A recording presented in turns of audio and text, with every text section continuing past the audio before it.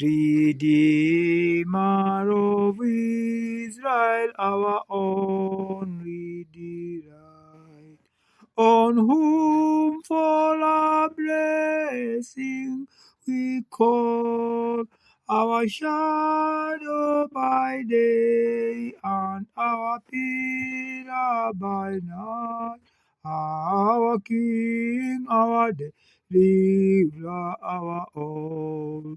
We know he is coming to gather his sheep and lead them to Zion in love.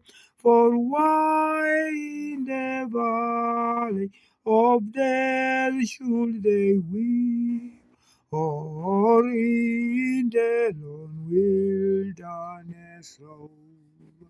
How long we have wandered as strangers in sin, and cried in the desert for thee. Our foes have rejoiced when our sorrows they've seen, but Israel will shortly be free.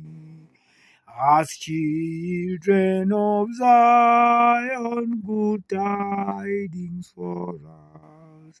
The tokens already appear.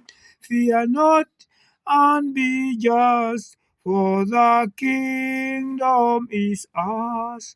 The hour of redemption is near.